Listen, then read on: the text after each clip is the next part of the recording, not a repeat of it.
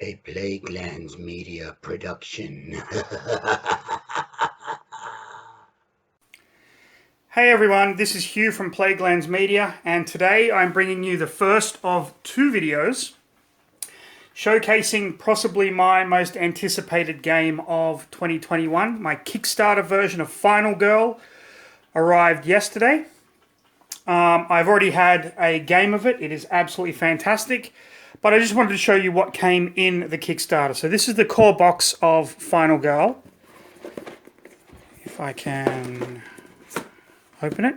It has the rule book, your game board. You will see it looks almost identical to Hostage Negotiator. It's made by the same company. And you have all your components that fit into the box there, dice and everything. You cannot play Final Girl with just the core box. Final Girl is basically taking the horror film trope of the final girl character, the female survivor at the end of a horror film that was first, the term was first coined in an essay or in a book, I forget which, but basically it's the idea that when you're watching a horror film, the audience for the first half of the movie tends to root for the villain, and then in the second half of the film, they start to root for the final girl, the lone survivor. So that's what this is. You are the final girl in a horror film. Now, to play this game, you need the core box, but you also need one of these kind of feature film boxes. And the feature film box is going to have two things in it. It's going to have a villain, in this case, Hans. And when you flip it over, it's going to have a location, in this case, Camp Happy Trails, which is kind of a rip on Friday the 13th. So what's excellent about this game is you can mix and match villains and locations. And you will see you open it up, and here we have the villain board. It comes away. It's got magnets on it. And this has everything you need to know. Health, starting horror, the bloodlust track, and special rules and cards for character of Hans. And that just magnetizes back on there. And then when you flip this one over, we have Camp Happy Trails with all our different locations, set up, everything like that, and any rules and cards. So you need one of each to actually play the game. But with the Kickstarter, I got Hans and Camp Happy Trails. I got Maple Lane, which is supposed to be Elm Street, and that comes with Dr. Fright, who's like Freddy. This is Sacred Grove with Incanyamba. We get Creech Manor. Just bring these in. Creech Manor with the Poltergeist. And finally, Carnival of Blood with Geppetto. Now, the game I will be playing on video after I've done this is going to be the Carnival of Blood location with the Poltergeist villain. Thank you very much, Ian, for that, you son of a bitch. But that's not all you get with the Kickstarter. With the Kickstarter, you also get a lore and scenario book. So this has the lore of each of the villains, but also a set of linked scenarios that kind of form a small campaign. And you get that for each villain, which I think is pretty cool if you want to kind of play through that. I got some miniatures of all the villains and all the final girls. I got the Playmat Set, which these are really cool. So you can see you have the, let me just move that. You have a spot for the killer's board and the location board. And then you have the the player's mat, which has your final girl, the play area where all the cards go, what items you're carrying, and the horror level. It came with Terror from Above. This is basically it's playing against the location. You don't need a villain for this, but this is a take on Alfred Hitchcock's The Birds. So you're kind of playing against a flock of crazed birds. And then it came with this, a box that says Danger, Proceed with Caution. This is probably the coolest thing I've gotten out of a Kickstarter. I think this was so good. I didn't know what this was going to be, but when you open it up, you see it's a little plastic Necronomicon that has some bone dice in it. And these dice are, if you don't know who you want to play or what location, you roll them as a randomizer and you get... So the Maple Leaf, this is Maple Lane, and that is Geppetto. So I would play Geppetto at Maple Lane, or Hans at the Sacred Groves, Hans at Creech Manor. So I just thought that was a really cool little addition to the Kickstarter. This game is absolutely phenomenal. It is very random, like Hostage Negotiator was. If you've actually watched any of my Hostage Negotiator videos, my very first video on the channel was actually Hostage Negotiator. You will see how random it actually is. So I am now going to set up the game and show you exactly how Final Girl plays. So I will see you soon. Okay, so this is Final Girl all set up. Here we have the Poltergeist. She has no health. So to defeat the Poltergeist, I actually have to find Carolyn, which is a play on Carol Ann from the Poltergeist film, I assume.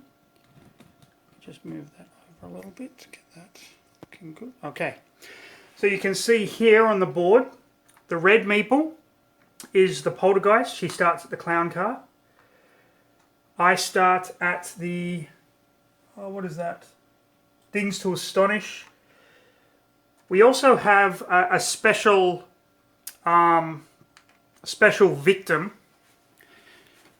here with the event card I drew.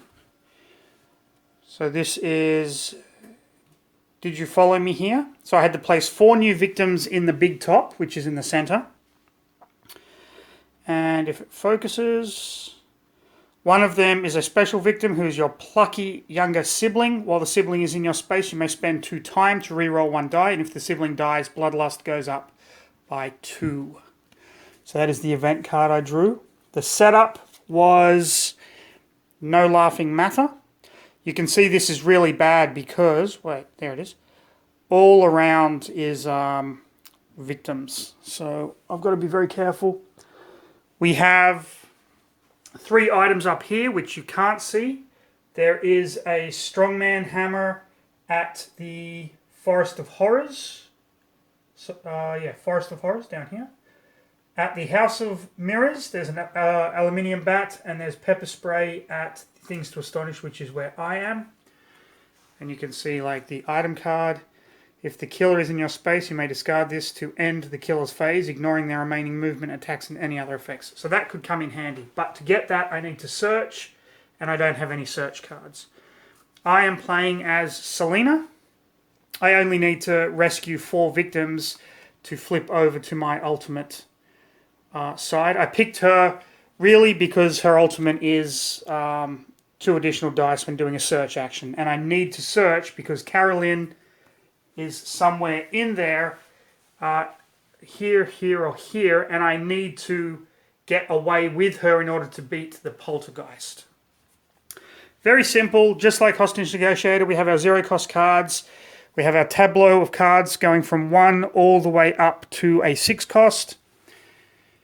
So we have Focus, Weak Attack, Short Rest, Focus, Walk, and Walk. And let's just, and we have all our dice here, which I'll just move down to here. And, you know, let's just get started. Horror is at 3.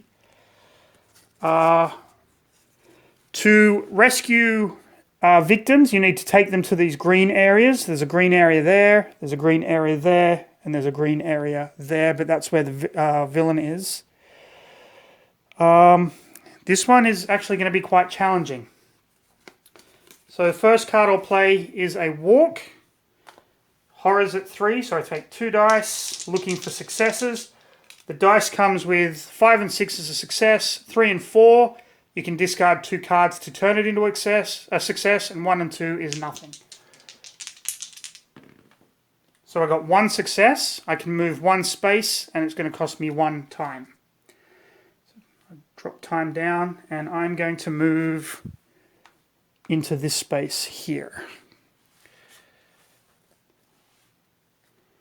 Okay, I'm going to use my second walk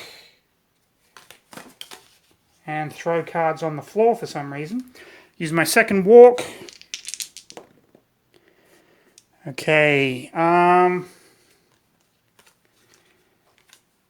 going to ditch short rest and weak attack to turn the 3 into a success. And I'm going to move here, and I'm going to take 2 victims with me. You can take 2 victims with you when you move. And that cost me 1 time. So I have 4 time left. I'm going to keep these 2 cards. I've played these. So now we go into that was our action phase. Now we go into the planning phase where we buy cards with time, and then we reset it, and then we put these back. So with 4, I'm going to buy 1 sprint for 2, and I'm going to buy a search card for 2. That lowers me down to 0. That's the end of my planning phase. I move that back up to 6. All these 0 cost cards I played go into the tableau. Now it is the killer's turn. We draw a terror card. This is a deck of 10. You mix the terror cards that came with the poltergeist, the terror cards that came with the carnal of blood, so location and villain, and then you pick out 10 at random. I just shuffled them on screen. Terror. Where the hell did this storm come from? Lightning strikes your space and each space adjacent to you. Shit. 1 victim on each space is killed, and you lose health equal to the poltergeist current attack value. Okay. So lightning strikes here. Dead. Here. Dead. Here. Dead. And I lose... Can't take value. Each time a victim dies, bloodlust goes up by 1. Current attack value is 1, so I lose 1 health. I am at 5 of 6 now. Wow, brutal card. Okay.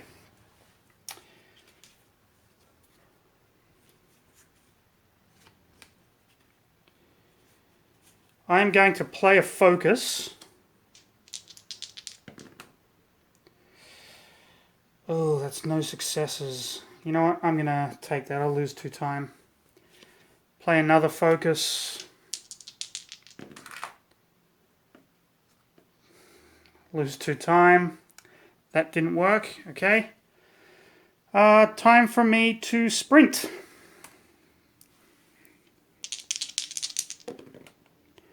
One success. Move up to 2 spaces. 1, 2. I'm going to save this villain, and I will reduce horror by 2. And I'm going to end my turn there. Okay, have a search card in hand. I'm going to buy sprint for 2. That leaves me with 0 time.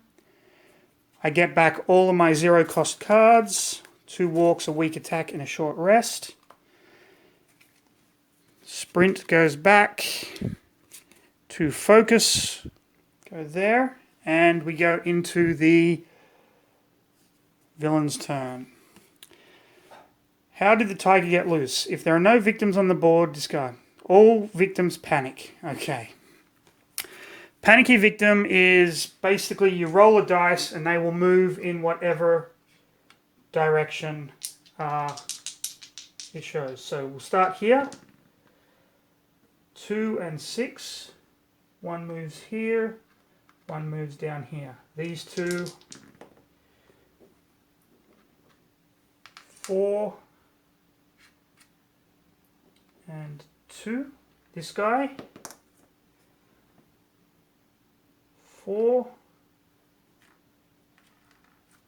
Okay, these 2. 5 and 6. I'm going to move there. The 4 yellow here. Okay, 6. He goes there. 3 goes here. 2 goes here. And 5 goes... Oh, wait. 2 goes here. 5 goes here. And my sibling goes there. Okay, so everyone panicked.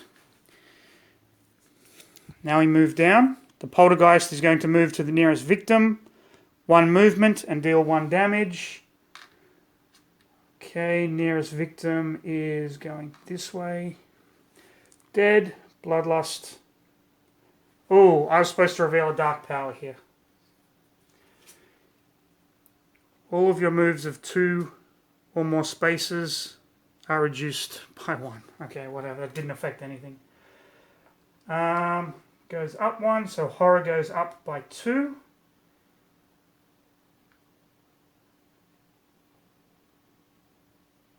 Okay. And then do the following for the animal cage space and all spaces adjacent to it. Where is the animal cage? So that's adjacent, that's adjacent. Oh my god. Victims there are killed, enemies doesn't affect. Okay, so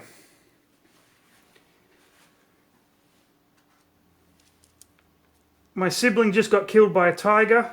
Those 2 victims did as well. 1, 2, 3. 1, 2. And what is the rule for Bloodlust goes up by 2? Okay, Bloodlust is now at the very top. You take 1 damage, discard the next tarot card. So every time Bloodlust happens, this stays here, I'm pretty much fucked. So yeah, okay.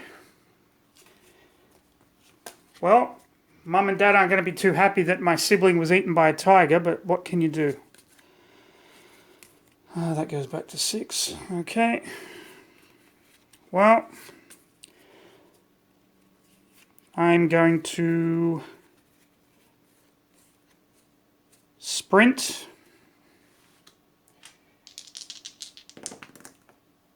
1 success, move 2 spaces.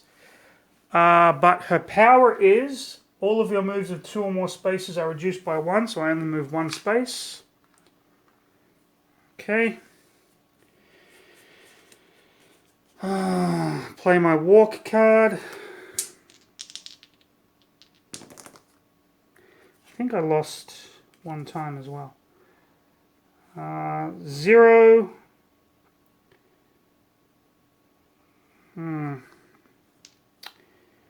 0 successes there, so I'm going to move up to 1 space. I'm going to take a damage and lose 2 time.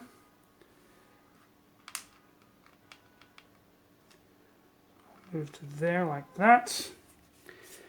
Use my other walk. I'm going to ditch weak attack and short rest. Turn that into a success. I'm going to move down here with these two. And I'm going to use my search card.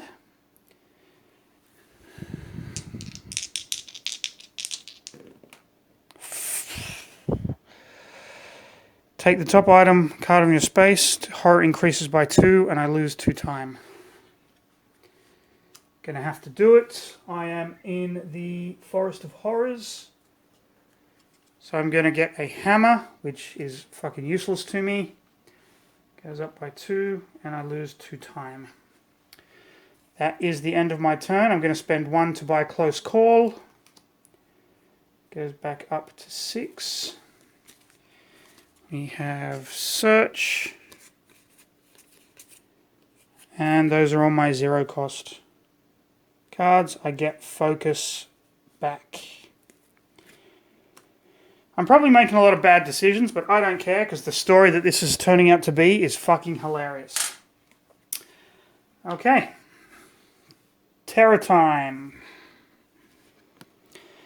How can there be so many traps? If there are no item traps in the item, otherwise take all face-down cards from the item decks and all discarded item traps, shuffle them together, then evenly distribute them back in the item decks and place the face-up items back on top. Okay.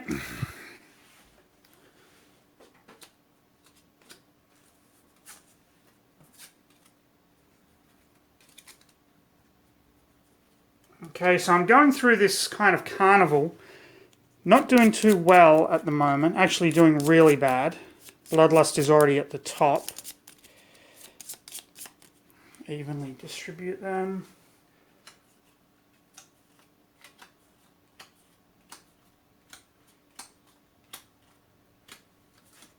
The items back on top. Okay. Then the poltergeist is going to move to the nearest victim. Is right here. Kill that victim. Bloodlust goes up. But it can't. So you take damage. So I take 3 hits. I'm at 1 health. And discard the next terror card. Okay. But at least with 1 health, I get an extra die when I'm doing things. And I believe at the end of that, horror goes up by 1 as well. Okay. Well, let's see if we can get horror down and get some time. So I roll 3 dice now with my focus. 2 successes. Horror goes down by 1 and I gain 2 time. Focus. 2 successes. Horror goes down by 1 and I gain 2 time. And I don't need to play my Close Call. That is the end of my turn. I have 10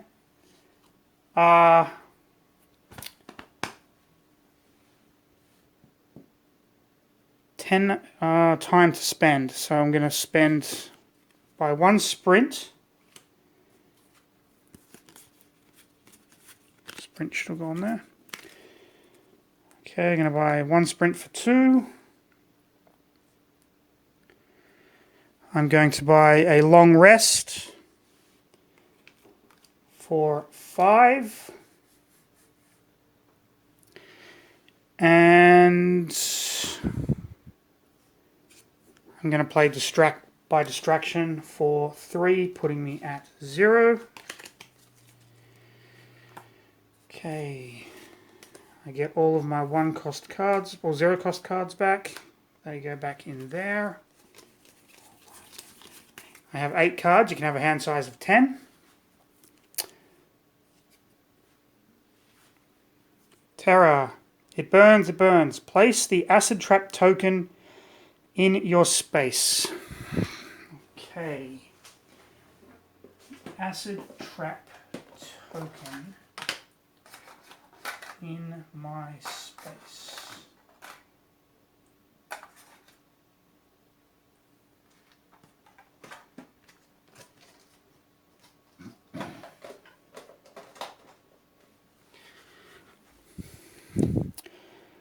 Immediately apply the trap's effects. Okay, acid trap. You lose 1 health. I have 1 health left. Now, this black token is going to either have some hearts on the back, which kind of signifies the final girl getting back up again after the killer has kind of thought she was dead, or it's going to have nothing on it. If it's got nothing on it, I lose the game.